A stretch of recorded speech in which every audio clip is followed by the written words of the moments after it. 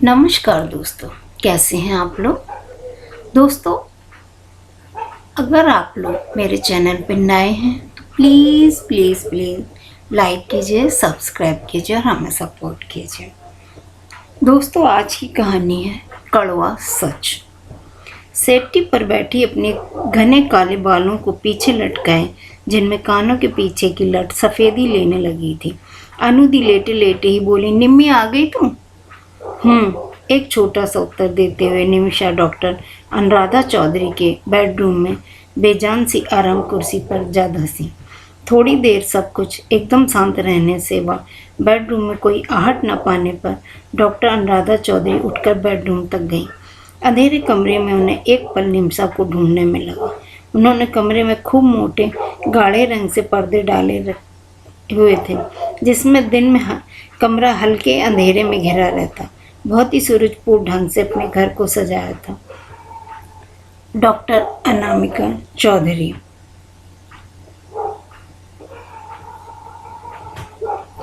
सभी लोग उन्हें इसी नाम से संबोधित करते थे, जैसे उनके व्यक्तित्व का हिस्सा बन पड़ा था। वह निमिषा जैसे बिरले ही उन्हें अनुदी कह के पुकारने का स्वभाव रखते थे।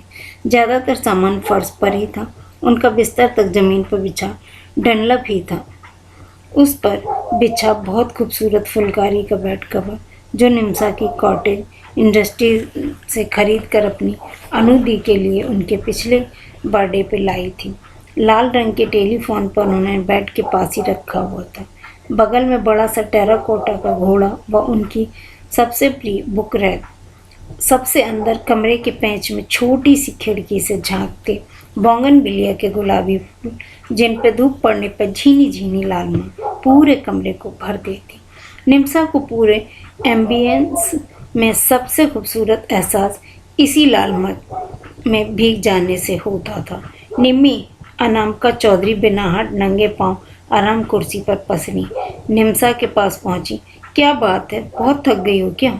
निमिषा के दिल्ली की लू से तपते माथे पर अपनी ठंडी हथेली रखते हुए पूछा। निमिषा चौंक सी गई। अनुदी का होले से आना व पुकारना जैसे ही उसे पता ही न चला हो। हाँ दी, बस जरा यूं ही, शायद too much heat you know. अपनी बड़ी बड़ी आंखें धीरे से खोलते हुए निमिषा ने कहा और फिर से आंखें बंद कर ली। डॉक्टर अनामिका चौधरी समझ गई कि इस समय निमिषा अकेले रहना चाह रही है। बस उसने पानी के लिए पूछा और कमरे से बाहर चली गई। जाते जाते कमरे का एसी ऑन कर दिया। पानी लेकर वह कमरे में पहुंची तो पाया निमिषा कमरे के अटैच्ड वॉशरूम में जा चुकी थी। गिलास को मेज पर रखकर उसने ढकते हुए ड्राइंग रूम की सेट्टी पर जा लेटी। उधर कई दिनों से निमिषा जब भी अनुदी के पास आती अनमनी सी रहती।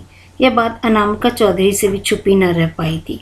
एक बार उन्होंने निमिषा के कारण जानने की कोशिश की, लेकिन हर बार निमिषा टाल गई।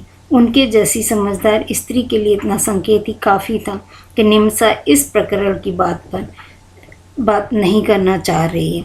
शायद वह निमिषा को वक्त दे रही थी। खुद ही कह पाने के लिए वॉशरूम से निकलते ही, oh it's mean of me, मन ही मन निमिषा बुदबुदाई।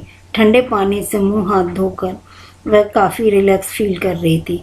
बेचारी अनुदी कितना मेरा ख्याल रखती हैं, मेरी भावनाओं का आदर करती हैं। मैं इतने दिनों से उनके प्रति इतना रूखा व्यवहार रख रही हूँ और उन्हें मुझसे भी एक्सपेक्टेशन नहीं है, कोई शिकायत भी नहीं। उनका ये बड़प्पन मुझे कितना बौना सा महसूस करा रहा था। अनुदी लाई है, आपकी चोटी कर दूँ। बातों का सिलसिला शुरू करते हुए निमिषा उनके पास आ गई। नहीं निम्मी, अभी गीले हैं, रहने दो, थैंक्स। तुम अभी कैसा फील कर रही हो? फीलिंग बेटर, निहायत प्यार भरे लहजे में पूछते हुए अनामिका चौधरी अधलेटी सी सेट्टी पर बैठी हूँ। निमिषा फर्श पर ही कुशन दोनों हाथों के बीच दबाए उनके पास ही लेट गई। उनकी अनुदी धीरे धीरे उसके सिर पर हाथ फेरने लगी। निमिषा की जैसे सारी थकान मिट गई हूँ। अनुदी, कई दिनों से आपसे कुछ कहना चाह रही थी, बस मन इतना बोझल हो गया था इस मसले पर कि बात करने का जी नहीं करता था। ये पुरुष सब एक से होते हैं ना। रुकते रुकते निमिषा जरा सहज सी होते हुए बोल गई, नारी मन की पीड़ा को समझना इनके लिए संभव नहीं है। शायद निम्सा को खुलता देख अनामिका चौधरी बहुत दिनों बाद कुछ जानने को उत्सुक हुई। वैसे भी वो एक मितभाषी परिपक्व महिला थी, अधिक बात बहुत कम शब्दों में व्यक्त कर देने में माहिर। इसी कारण कोई भी उनके कितने ही करीब क्यों ना हो, एक अजीब सी दूरी उनसे हमेशा बनी रहती थी। यह तो निम्सा ही थी जो उनकी इस दूरी को काफ़ी हद तक कम करने में सफल हो गई थी। अनुदी, मैं तो पुरुषों से दूर ही रहना चाहती हूँ, आपके जैसे। आप ही रविंद्र के लिए इनकरेज करने लगी। फिर कुछ रुक कर बोली, 24 साल की उम्र में पहले ही बिखरते बिखरते संभली, अब फिर ऑल ओवर अगेन। सब जैसी वाणी का साथ न दे पाई। निम्सा का गला रुन गया। अनामिका चौधरी का वात्सल भरा हाथ उसे राहत के बजाय फूट फूट कर रोने को जैसे बाध्य करने लगा। थोड़ी देर कमरे में शांत वातावरण में केवल हल्की हल्की सिसकियों की आवाज़ मात्र रह गई। अनामिका चौधरी चुप रही। निम्सा खुलकर जो कहना चाहे कहकर रो कर आज अपने को हल्का कर ले। वे निम्सा को अपलक देखते जा रही थी। रविंद्र जाने क्यों मुझे तटस्थ सा रहने लगा है। पहले तो इतना बेचैन रहता था जैसे एक पल भी मुझसे दूर रहना उसके बस में ना हो। मैं ही कितनी बार बोर हो जाती थी। आप तो जानती हैं, और आप उसकी पैरवी करती न थकती हैं। आज निम्सा को किसी तरह अपनी भावनाओं को शब्द मिले थे। अनुदीय पुरुष बस कुछ दिन प्यार का उन्माद सा रहता है, फिर मन भर जाता है। नहीं निम्मी, ऐसा नहीं है। अनामिका चौधरी अब तो केवल मौन श्रोता जैसे ही बैठी थी। वो शायद आज निम्सा का सुनना चाह रही थी। निम्सा थी कि धारा प्रभाव फट पड़ी और एक हम है मूर्ख नारी जाति जिसकी मूर्ख मन में एक बार स्थापित कर ली, सारा जीवन उसी के नाम हंसकर यूं रोकर गौरवान्वित होती। हम आजकल की पढ़ी लिखी आधुनिक नारियां तक। अरे निम्मी, आज तो पूरे पुरुष व नारी जाति पर विवेचन कर बैठी तू। जा आराम कर, शाम को घर जाना। फिर उठते हुए बोली, पहले कुछ खा लेते हैं, मैं रविंद्र से बात करूँगी। जरूर तुझे कुछ मिसअंडरस्टैंडिंग हुई है, मैं जानती हूँ। He loves you. चल खाना रख मेज पर, ईट एंड बी मैरी। नहीं दी, गलतफहमी आपको हो रही है। बस रोज़ तो मुझे अपने पर है कि मैं क्यों नहीं तटस्थ रुख अपना पाती हूँ। इतना क्यों कमज़ोर पड़ जाती हूँ कि रविंद्र के सामने, क्यों उसके उदासीन व्यवहार के बावजूद मैं उसकी समीपता में समर्थकता का अनुभव कर पाती हूँ। वह मुझसे दूर होता जा रहा है, मुझे नहीं मालूम। निम्सा लगभग बड़बड़ा सी रही थी। उधर अनामिका चौधरी खाना लगाकर मेज पर उसकी प्रतीक्षा कर रही थी। सहसा निम्सा को भान हुआ कि अकेले स्वयं ही अपने से बतिया रही हैं। यह ख्याल आते ही उसकी अनुदी खाने की मेज़ पर उसके लिए बैठी हैं। वह लगभग भागकर खाने की मेज़ पर पहुंच गई। उसे लगा शायद वह भूखी थी, इसी से अधिक गुस्सा आ रहा था। आज अनामिका चौधरी की मेड छुट्टी पर थी और खाना उन्होंने ही बनाया था। एक पल तो निम्सा गिल्ट फीलिंग से भर गई। एक तो अनुदी अकेले ही उसके लिए खाना बनाकर बैठी थी। हेल्प तो दूर, वह आते ही अपने ही मन की भड़ास उन्हीं पर निकाल दे रही थी। किसी ने कहा है कि ना कि मूड खराब हो तो अपने मनपसंद चीज़ खाइए, तो निम्सा इसी कथन को सार्थक करते हुए खाने पर टूट पड़ी। अब फिर अनुदी के हाथ की बनाई डिश तो उसकी कमजोरी थी। कमजोरी तो उससे कहने को निम्सा की स्वयं डॉक्टर अनामिका चौधरी ही थी, जबकि उससे वह रिसर्च स्कॉलर के रूप में परिचित हुई थी। उसकी ज़बरदस्त फैन बन चली। जैसे जैसे उसका थीसिस कार्य आगे बढ़ता रहा,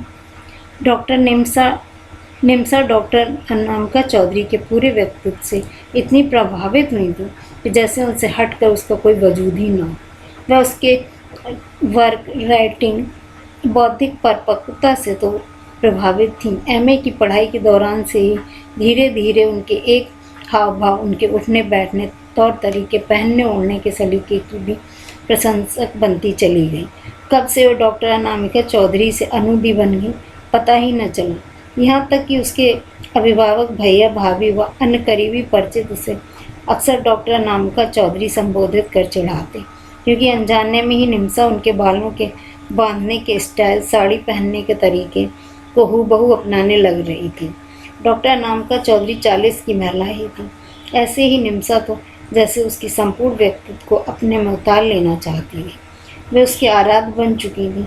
अब उसका थीसिस अंतिम चरण में था।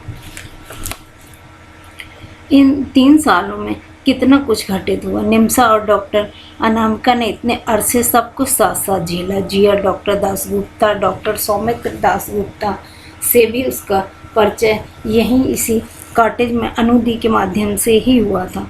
तब वह डॉक्टर अनामिका चौधरी से इतनी घुल-मिल नहीं पाई थी। उसके पास अपना शोध कार्य के सिलसिले में ही आया जाया करती थी। डॉक्टर दासगुप्ता ने भी उसकी वही भेंट हुआ करती थी। दोनों किसी गंभीर वार्ता में व्यस्त मिलते। दोनों बेहद धीरे धीरे बात करते। निम्सा मंत्रमुग्ध सी उनकी सुनती। थोड़े ही समय में उनके विचार विमर्श बराबरी से भाग लेने लग गई। और एक दिन निम्सा वहाँ लगभग शाम को पहुँची तो उसका नियमित रिचुअल सा बन गया। अनुदी कहीं बाहर गई थी। कॉटेज की एक डुप्लीकेट चाबी अब डॉक्टर दासगुप्ता के पास ही रहती थी। निम्सा लौटने को हुई क्योंकि डॉक्टर दासगुप्ता से बात करने के लिए उसके पास कुछ था ही नहीं, पर उन्होंने उसे रोकने का आग्रह किया कि आखिर वे बोर ही तो हो रहे थे। डॉक्टर अनामिका चौधरी ने अपने मित्र के लिए विस्की की बोतल भी रखी हुई थी।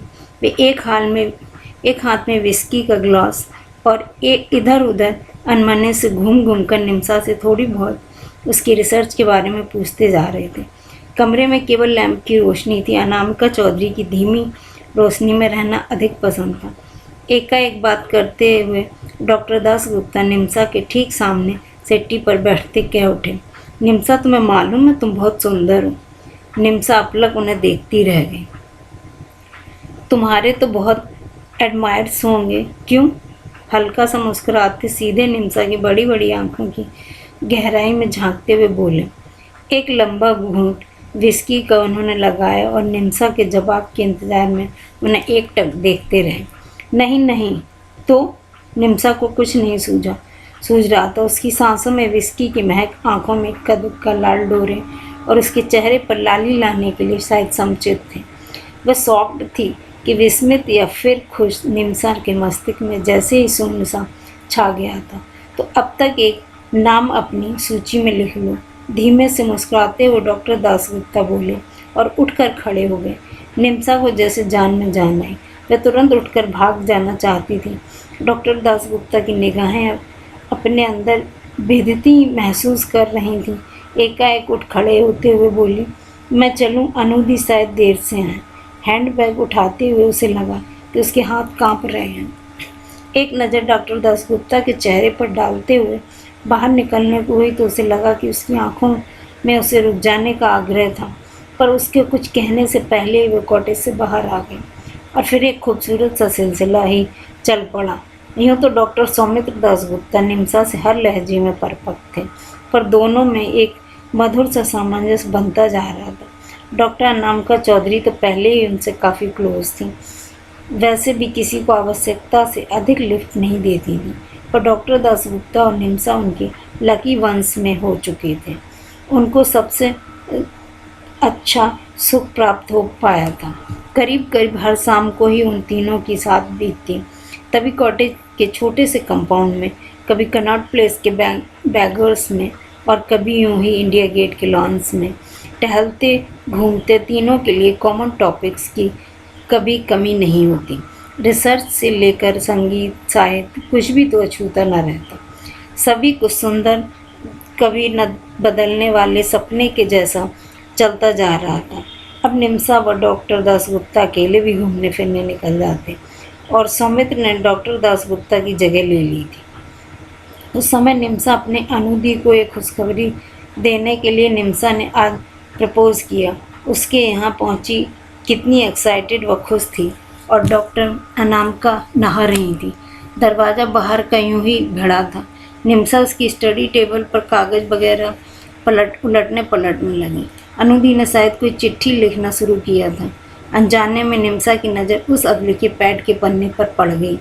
मेरे अपने सौमित्र। मैं आज निम्सा को क्षण भर के लिए अपनी आंखों पर विश्वास नहीं हुआ, पर सामने उसके एक ऐसा शख्स था जिसका निम्सा को अब तक जरा भी अंदाज़ा ना हो पाया। वह स्तब्ध सी कुछ देर तक शब्दों में देखती रही। अनुदी ने अपने में मगन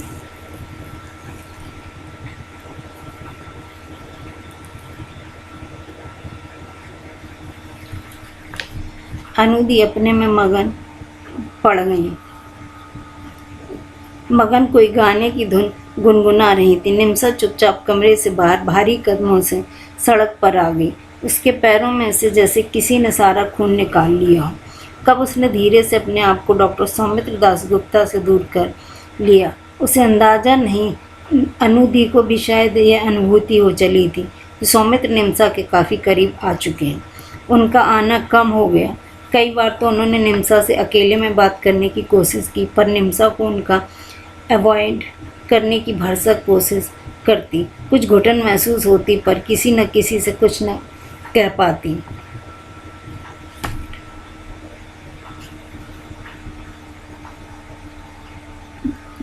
किसी से कुछ न पूछना, ना कुछ, बस एक चुप्पी सी ओढ़ ली।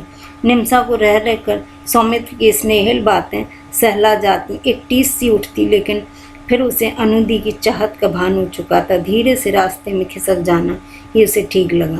सब कुछ पहले जैसा सामान्य हो रहा था कि तभी रविंद्र एक ताजे खुशनुमा झोंके सा दोनों के जीवन में आया। वह भी डॉक्टर अनामिका चौधरी का रिसर्च स्टूडेंट था। पोस्ट ग्रेजुएशन पर 2-3 साल प्रौद्योगिकी से जुड़े डॉक्टर अनामिका चौधरी के घर पर विचार विमर्श होता। वातावरण बेहद हल्का सा लगता। अनुदी के स्वभाव के विपरीत रविंद्र बहुत चुलबुला, सहज व आकर्षक व्यक्तित्व का धनी था, पर दोनों ने खूब सामंजस्य स्थापित हो चला। इधर निम्सा व रविंद्र भी एक दूसरे के करीब आने लगे। रविंद्र का सानिध्य उसे अपने दहकते कुंठित अतीत पर ठंडे फाहे जैसा महसूस हुआ। निम्सा की थीसिस पूरी हो चुकी थी। सुंदर बाइंडिंग जैसी लैस एक कॉपी उसने अनुदी को भेंट दी। उन्हीं की समर्पित, to my friend philosopher and guide doctor Anamika Chaudhary. बहुत दिनों बाद सुखद से हल्केपन का आभास हो रहा था। कुछ दिन के ब्रेक के लिए उसका मन छटपटा रहा था। अनुदी की अनुमति से घर जाने का कोई कार्यक्रम बना डाला। रविंद्र को रोकना चाहा, पर जल्द लौटने का वादा कर वे चल दी। कहकर तो 10-15 दिन को ही गई थी, पर 4 दिन में ही रविंद्र व अनुदी को मिस करने लगी और बुढ़िया बिस्तर बांधकर वापस आ गई। डॉक्टर अनामिका की कॉटेज पहुंचकर उन्हें सरप्राइज देने को ठानी। सुबह के 4 बजे थे। पौ फटने वाली थी, अंधेरा था। उसने घंटी बजाई। मन में एक नटखट सी चुलबुलाहट। अनुदी की हैरान देखने को लालाए। दरवाज़ा खुलने में कुछ समय लगा। सामने निंदासा सा पाजामा कुर्ते में रविंद्र खड़ा था। हैरान बदवास सा पीछे से आवाज़ आई, कौन है रविंद्र, इतने मुँह अंधेरे? वीरान रास्ते में निम्सा चली जा रही थी, पर एकदम दिशाहीन। फ्रेंड, फिलोसफर और गाइड के एक एक अक्षर टूट टूट कर बिखरने लगे। एक बार फिर भयावह, उदास, शून्य, एक अंतहीन अंत की ओर निम्सा के कदम बढ़ते जा रहे थे। दोस्तों, आप लोगों को ये कहानी कैसी लगी? अगर आप लोगों को ये कहानी पसंद आई हो तो प्लीज़ प्लीज़ प्लीज़ लाइक कीजिए, सब्सक्राइब कीजिए और मुझे सपोर्ट कीजिए। हम आपके साथ ऐसी ही अच्छी अच्छी और कुछ हटके भी कहानियाँ लाते रहेंगे। धन्यवाद।